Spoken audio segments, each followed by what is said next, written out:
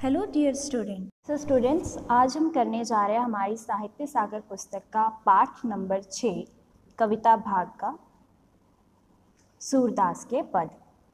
तो इसकी रचना की है सूरदास जी ने। तो सबसे पहले हम सूरदास जी के बारे में पढ़ लेते हैं। हिंदी की कृष्ण भक्ति शाखा के कवियों में सूरदास का नाम सर्वोपरि है। सूरदास का जन्म सन 1478 में मथुरा के निकट सनकता या रेणुका क्षेत्र में माना जाता है। सूरदास महाप्रभु वल्लभाचार्य के शिष्य थे। इनका निधन पारसौली में सन 1583 में माना जाता है। कुछ लोगों का मानना है कि सूरदास जन्मांध थे, यानी कि जन्म से ही अंधे थे। सूरदास के 3 ग्रंथों सूरसागर, साहित्य लहरी और सूर सारावली में सूरसागर सर्वाधिक प्रसिद्ध है, जिसका आधार श्रीमद् भागवत है। सूरदास ने अपनी रचनाओं में कृष्ण की विविध लीलाओं का वर्णन किया है। सूरदास वात्सल्य रस के सम्राट माने जाते हैं। सूरदास ने ब्रज की लोक प्रचलित भाषा को अपनी रचनाओं का आधार बनाया है। तो बच्चों, जो आज हम करने जा रहे हैं सूरदास के पद, ये भी श्री कृष्ण की लीलाओं पर ही आधारित है। इन पदों में आप यशोदा माँ और श्री कृष्ण के बीच के वात्सल्य और प्रेम के बारे में जानेंगे। तो इनका पहला पद है, जसोदा हरि पालने झुलावे, हलरावे दुलराई मल्हावे, जोई सोई कछु गावे। मेरे लाल को आओ निंदरिया, काहे न आन सुबावे, तू काहे नहीं बेगह आवे, तो को कान्ह बुलावे। तो निम्नलिखित पंक्तियों में हिंदी साहित्य के वात्सल्य के रस सम्राट महाकवि सूरदास के उपयुक्त पद में माँ यशोदा बालकृष्ण को पालने में झुलाकर सुलाने का यत्न कर रही है। यशोदा बालकृष्ण को पालने में झुला रही है, इसी प्रकार वे उन्हें सुलाने का यत्न कर रही है। हलरावे दुलरावे मल्हावे, जोए सोई कछु गावे। वे कृष्ण को हिलाती हैं, दुलार करती हैं, पुचकारती हैं और मधुर स्वर में कुछ गाती हैं।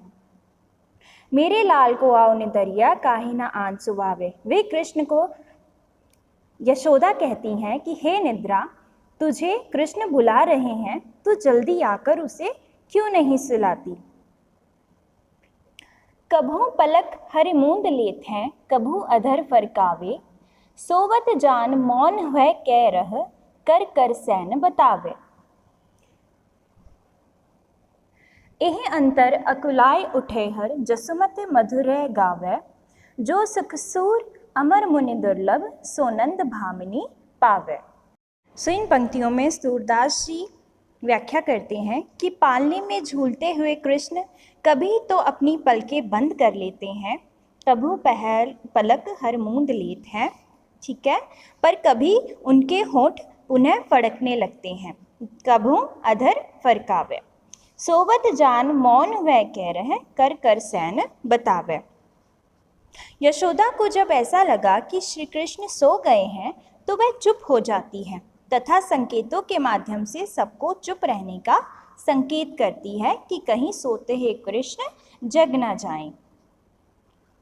जैसे ही यशोदा गाना बंद कर लेती है, वैसे ही कृष्ण अकुलाने लगते हैं और यशोदा पुनः गाना आरंभ कर देती है। यही अंतर अकुलाए उठे हर, जसुमते मधुर गावे। तो जब वो अकुलाने लगते हैं श्री कृष्ण, तो यशोदा मैया पुनः गाना आरंभ कर देती हैं।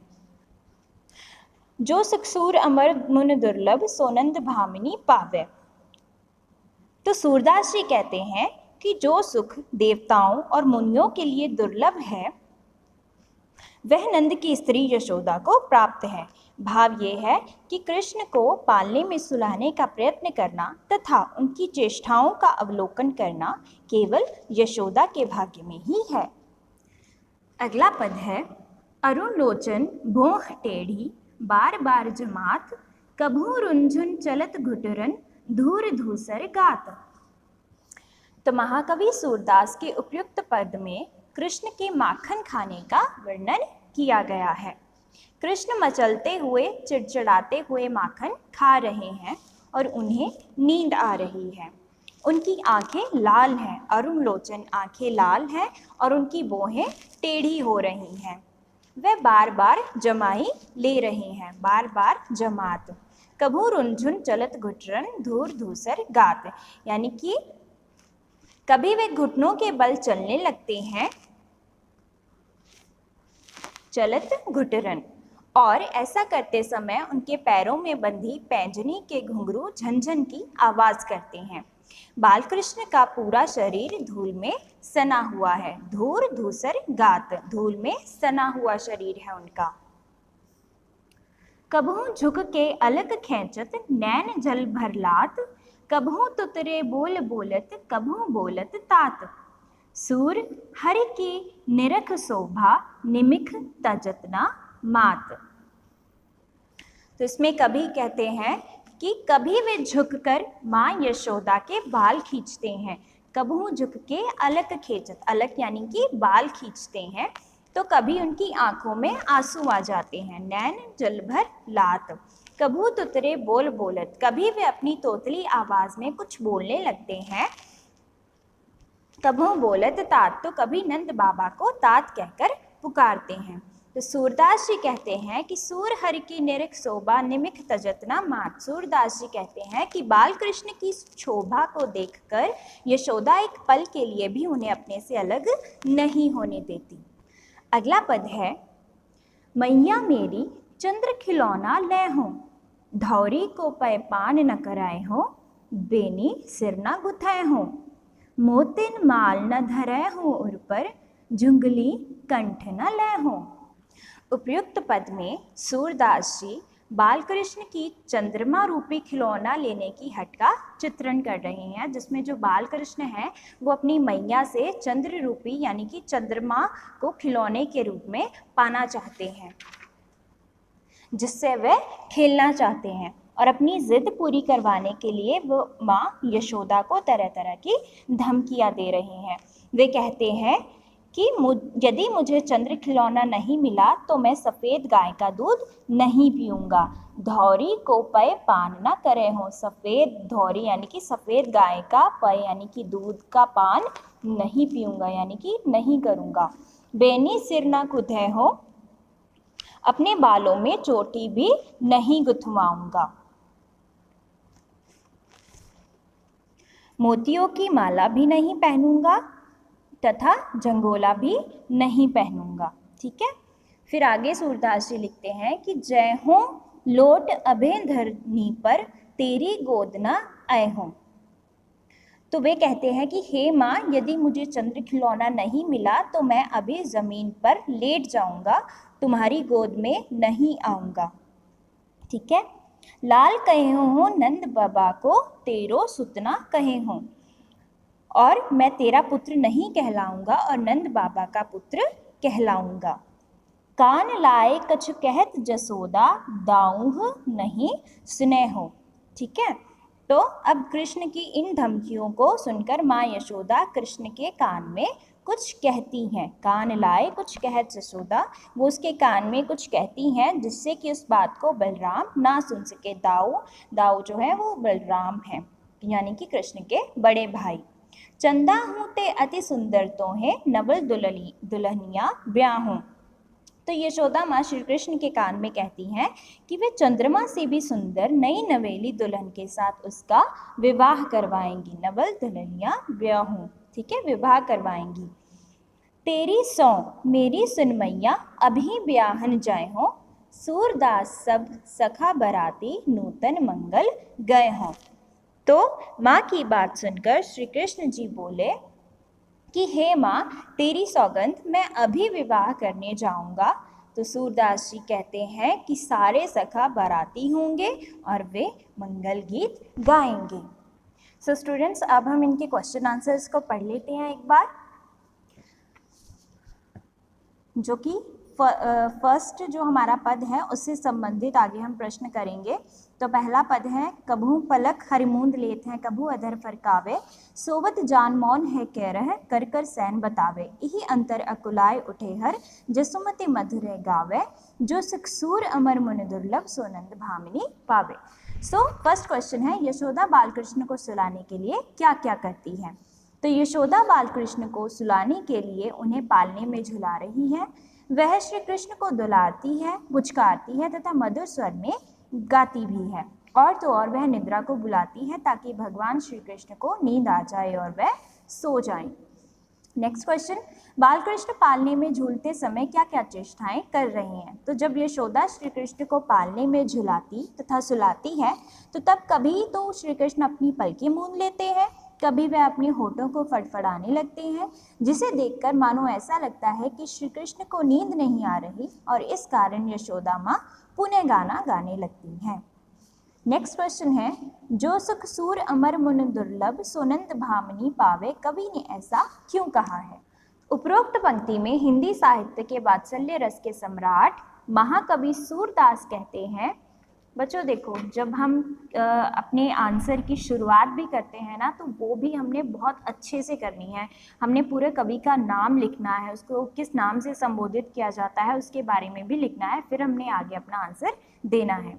तो यहाँ पर वात्सल्य रस के सम्राट महाकवि सूरदास कहते हैं कि जो सुख देवताओं और मुनियों के लिए भी दुर्लभ है वह नंद की पत्नी यशोदा को प्राप्त है। कवि ने ऐसा इसीलिए कहा है क्योंकि उसके अनुसार भगवान श्री कृष्ण को पालने में सुलाने का प्रयत्न करना तथा उनकी चिंताओं का अवलोकन करना बड़े ही सौभाग्य की बात है। नेक्स्ट क्वेश्चन है, यशोदा द्वारा कृष्ण को पालने में झुलाने का दृश्य अपने शब्दों में लिखिए। तो आपने अपने शब्दों में बयान करना है कि कृष्ण को पालने में झुलाने के समय यशोदा माँ क्या क्या करती है।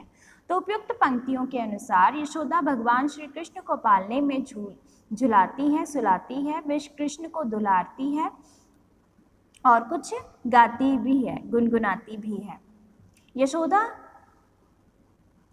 निद्रा को श्री कृष्ण की आंखों में बुलाती है ताकि उन्हें नींद आ जाए और सोते समय श्री कृष्ण कभी अपनी आंखें मूंद लेते हैं तथा कभी अपने होठों को फड़फड़ाने लगते हैं। यह देखकर यशोदा पुनः गीत गाने लग जाती है और उन्हें सुलाने का प्रयत्न करती है। सो नेक्स्ट है बच्चा, खींचत जात माखन खात इस अरुण लोचन बोह टेढ़ी बार बार जमात, कबू रुंचन चलत घुटरन धूर दूसर गात, कबहू झुक के अलग कहचन नैन जल भर लात, कबहू तुतरे बोल बोलत कबहू बोलत तात, सूर हरि की निरख शोभा निमक तजतना मात। तो इस पद संबंधी पहला प्रश्न है, माखन खाते समय बालकृष्ण की चेष्टाओं का वर्णन कीजिए। तो माखन खाते समय बालकृष्ण मचल रहे हैं, थोड़े चिड़चिड़ा भी रहे हैं, उनकी आंखें लाल हैं, अतः उन्हें नींद आ रही है। उपयुक्त पद में भगवान श्री कृष्ण अपने झूले पर झूल रहे हैं जिसके कारण उनके पैरों के घुंघरू बजने लगे हैं। वे कभी तोतलाकर बोलते हैं और कभी अपनी माता के बाल खींचते हैं, तो कभी नंद बाल को साथ कहकर बुलाने की चेष्टा करते हैं। ठीक है, तो कभी नंद बाबा को तात कहकर बुलाने की चेष्टा करते हैं। नेक्स्ट क्वेश्चन है, बालकृष्ण के सौंदर्य का वर्णन कीजिए। महाकवि सूरदास द्वारा रचित उपयुक्त पद में बालकृष्ण के सौंदर्य का सुंदर वर्णन करते हुए वे कहते हैं कि श्री कृष्ण के नेत्र अरुण हैं अथवा लाल हैं, उनकी टेढ़ी बोहें हैं, उनके पैरों में घुंघरू है तथा शरीर धूल से सना हुआ, अर्थात बालकृष्ण का इस तरह वर्णन काफी प्रशंसनीय है। नेक्स्ट क्वेश्चन, सूर्य वात्सल्य के सम्राट थे, उपयुक्त पद के आधार पर स्पष्ट कीजिए। तो महाकवि सूरदास वात्सल्य सम्राट थे क्योंकि श्री कृष्ण के बालपन का जिस तरह अद्भुत वर्णन वह अपनी कविता में करते हैं, इसे देखकर ऐसा प्रतीत होता है मानो कि वे वास्तविक में श्री कृष्ण और उनके विभिन्न घटनाक्रम के साक्षी बने हों। अतः इसीलिए सूरदास का वात्सल्य रस को सम्राट कहा गया है। अब हम कुछ शब्दार्थ पढ़ लेते हैं। पहला है खीजत, जिसका अर्थ है झुंझलाना, अरुण लोचन लाल नेत्र, अलख बाल, निमिक क्षण, तुतरे तुतलाना। तो बच्चों आखिरी पद है हमारा, इससे संबंधित अब प्रश्न उत्तर करेंगे। मैया मोरी चंद्र खिलौना लेहूं, तो इस पद में जो श्री कृष्ण है वो यशोदा माँ से चंद्र रूपी खिलौने को लेने के जिद करते हैं और जिसके बदले में जो यशोदा माँ है उनको कहती है कि वो चंद्रमा के बदले चंद्रमा के मुख जैसी एक दुल्हन उनके लिए लेके आएंगी। तो इस संबंधी पहला प्रश्न है, बालकृष्ण क्या लेने की जिद कर रहे हैं? माँ यशोदा उनकी जिद पूरी करने में क्यों असमर्थ है? तो बालकृष्ण चंद्र रूपी खिलौने को लेने की जिद कर रहे हैं। माँ यशोदा उनकी इस जिद को पूरा करने में असमर्थ है क्योंकि बालकृष्ण चंद्रमा से खेलना चाहते हैं और कृष्ण की इस जिद को पूरा करना माँ यशोदा के लिए असंभव है। अगला प्रश्न है, अपनी जिद पूरी करवाने के लिए बालकृष्ण माँ से क्या क्या कह रहे हैं? तो अपनी जिद को पूरी करवाने के लिए बालकृष्ण माँ को धमकियाँ देते हुए कहते हैं कि यदि माँ यशोदा उनकी जिद को पूरा नहीं करेगी तो ना तो बालकृष्ण सफ़ेद गाय का दूध पिएंगे, ना ही बालों को गुंदवाएंगे, ना ही गले में माला पहनेंगे और ना ही झंगोला पहनेंगे। झंगोला यानी कि कपड़े जो धोती वो पहनते हैं, और ना ही माँ यशोदा का पुत्र कहलाएंगे, केवल जमीन पर लेटे रहेंगे। तो हमारा अंतिम प्रश्न है, माँ यशोदा ने बालकृष्ण को बहकाने के लिए क्या प्रयास किया, उस पर बालकृष्ण की क्या प्रतिक्रिया हुई। तो माँ यशोदा ने बालकृष्ण की इन धमकियों को सुनकर कृष्ण के कान में कहती हैं कि वे चंद्रमा से भी सुंदर नई नवेली दुल्हन के साथ उनका विवाह करवाएंगी। तो माँ की बात सुनकर जो कृष्ण है वो कहते हैं कि मैं तेरी सौगंध खाता हूँ माँ, मेरा अभी ही विवाह करवाओ, मैं अभी विवाह करवाना चाहता हूँ। तो स्टूडेंट्स, ये था हमारा 6th चैप्टर सूर के पद। आई होप सबको अच्छे से समझ में आ गया होगा। सो इसको अपनी नोटबुक्स में उतारिए विदाउट एनी स्पेलिंग मिस्टेक, कोई भी स्पेलिंग मिस्टेक मत करना और आंसर्स को अच्छे से पढ़ना। Okay students, thank you and have a nice day.